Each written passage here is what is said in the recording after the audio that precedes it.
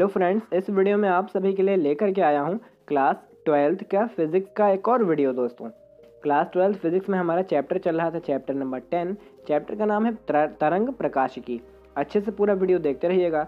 पिछले वाले वीडियो में हमने इसके बहुविकल्पी प्रश्न कंप्लीट कर दिए थे, तो अगर आपने पिछला वाला वीडियो आपने नहीं देखा है तो आप प्लेलिस्ट में जाकर के देख सकते हैं। दोस्तों, प्लेलिस्ट में आपको शुरुआत से लेकर के आखिरी तक सभी वीडियोस देखने को मिल जाएंगे, तो प्लीज़ प्लेलिस्ट एक बार ज़रूर चेक कर लीजिएगा। चलिए, वीडियो को स्टार्ट करने से पहले आप अगर हमारे चैनल पर नए आए हैं तो तुरंत हमारे चैनल को सब्सक्राइब करें, ताकि इसी तरह के आने वाले वीडियोस के नोटिफिकेशन आप सभी को आपके फ़ोन में मिल सके। चलिए दोस्तों, चलते हैं अपने क्वेश्चंस की तरफ। फर्स्ट क्वेश्चन, कला संबंध स्रोतों से आप क्या समझते हैं? ये प्रश्न 2018 की बोर्ड की परीक्षा में पूछा गया था। बहुत ही ज़्यादा इंपॉर्टेंट क्वेश्चन है दोस्तों। तो इसका आंसर लिखते हैं। तो दो स्रोतों के जिनके बीच कलांतर सदैव नियत रहता है। आपको छोटा से बात लिखनी है कि दोनों के विपरीतों स्रोतों के बीच अगर कलांतर नियत रहता है तो वो कला संबंध स्रोत कहलाते हैं। तो कला संबंध स्रोतों से हम स्थायी व्यक्तिकरण प्रतिरूप प्राप्त कर सकते हैं। ऐसे स्रोत किसी युक्ति द्वारा एक ही स्रोत से प्राप्त किए जा सकते हैं। बस इतना सा आंसर आपको लिख देना है। प्रश्न आपका 2010 और 18 में पूछा गया था दोस्तों। नेक्स्ट क्वेश्चन की तरफ चलते हैं। नेक्स्ट है हमारा, प्रकाश के व्यतिकरण का एक प्राकृतिक तथा एक प्रायोगिक उदाहरण बताइए। तो एक हो गया हमारा तेल का परत और दूसरी हो गई हमारी रंगीन दिखाई देना और यंग का प्रयोग। यानी कि ये यंग के प्रयोग में दो चीज़ें आपको बताई जाती हैं, एक तो तेल का परत, दूसरा हो गया हमारा रंगीन दिखाई देना। 2009 में क्वेश्चन ने पूछा गया था। नेक्स्ट है हमारा, अध्यारोपण का सिद्धांत लिखिए। बहुत ज़्यादा पूछा जाने वाला क्वेश्चन। किसी माध्यम में दो या दो से अधिक प्रगामी तरंगे एक साथ परंतु एक दूसरे की गति को बिना प्रभावित किए चल सकती हैं। अतः माध्यम के प्रत्येक कण का किसी क्षण परिणामी विस्थापन दोनों तरंगों द्वारा अलग अलग उत्पन्न विस्थापनों के सदिश वेक्टर योग के बराबर होता है। तो इस सिद्धांत को अध्यारोपण का सिद्धांत कहते हैं। बस इतना छोटी सी लाइन लिखने नहीं है, 2 नंबर आपको मिल जाने वाले हैं। नेक्स्ट क्वेश्चन की तरफ चलते हैं। यदि समान आयाम एक की ओर दो प्रकाश तरंगों के व्यतिकरण से परिणामी तरंग आयाम एक प्राप्त हो, तब दोनों तरंगों के मध्य कलांतर क्या होगा? 2016 में पूछा गया था। तो दो तरंगों के मध्य का कलांतर जो होगा वो 120 अंश होगा। बस इतना सा आपको आंसर इसमें लिख देना है, 2 नंबर आपको मिल जाने वाले हैं। चलिए नेक्स्ट की बात करते हैं। ध्रुवण कोण से आप क्या समझते हैं?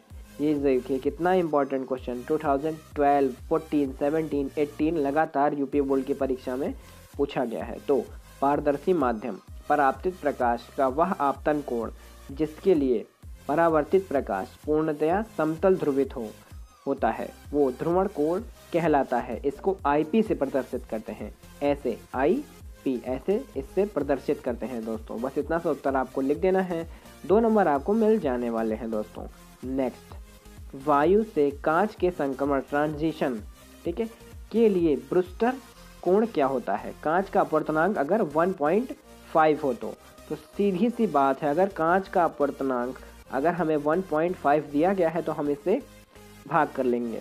ठीक है, कैसे करेंगे आइए देखते हैं दोस्तों। तो ब्रूस्टर का सिद्धांत में हमें फॉर्मूला बताया गया था N = tan IP। जैसा कि मैंने आपको ऊपर वाले सवाल में बताया था कि IP कैसे लिखते हैं, सेम इसी तरह आप IP ऐसे लिख दोगे। देन IP = tan -1। ठीक है, N हम इधर घसीट लाएंगे। ठीक है, ऐसे इधर हम घसीट लाएंगे। जब हम tan को N इधर घसीट लाएंगे तो हमारा क्या बचेगा? N बराबर बचेगा N 1.5। और जब 1.5 बचेगा सो अतः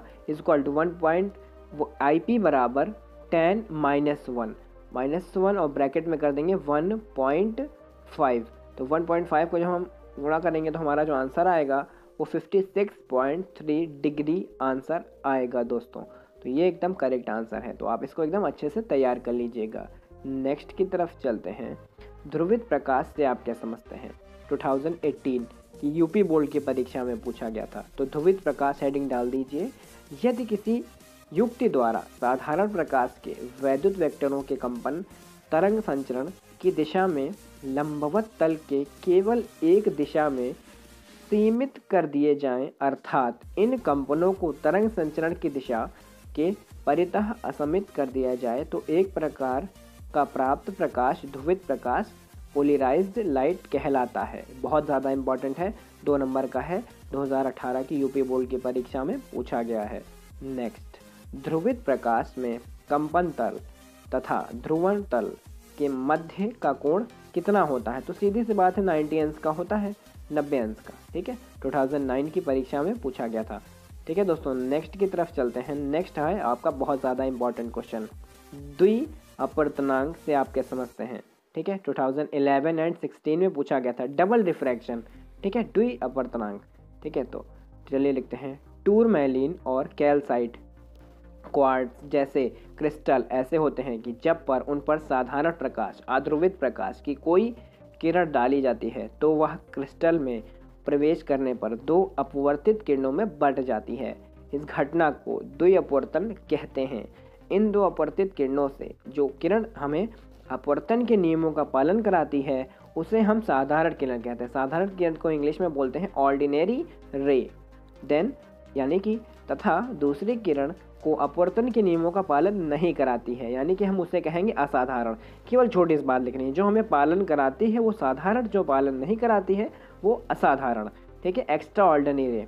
ठीक है, ठीक है, एक्स्ट्रा ऑर्डिनरी रे कहलाती है। ये दोनों किरणें परस्पर लंबवत तलों में समतल ध्रुवित होती हैं। बस यहाँ तक कि आपको इसका आंसर लिख देना है। और दोस्तों छोटा सा काम कर लीजिए, अगर आप इनका PDF डाउनलोड करना चाहते हैं तो मैंने इनका PDF का लिंक डिस्क्रिप्शन में दे रखा है। तुरंत जाइए मेरी वेबसाइट पे, आपको मेरी वेबसाइट पे इसका PDF मिल जाएगा और उसे डाउनलोड कर लीजिए दोस्तों। तो अगर आपने इस वीडियो को अभी तक शेयर नहीं किया है तो तुरंत इस वीडियो को शेयर करें अपने व्हाट्सएप, फेसबुक, ट्विटर, इंस्टाग्राम के ज़रिए, ताकि इस वीडियो को देखकर आपके सभी दोस्तों की हेल्प हो सके। तो दोस्तों मिलते हैं हम आपको इसकी नेक्स्ट वीडियो में। तब तक के लिए आप चैनल को सब्सक्राइब कर लीजिए, बेल आइकन दबा लीजिए। Take care, bye bye.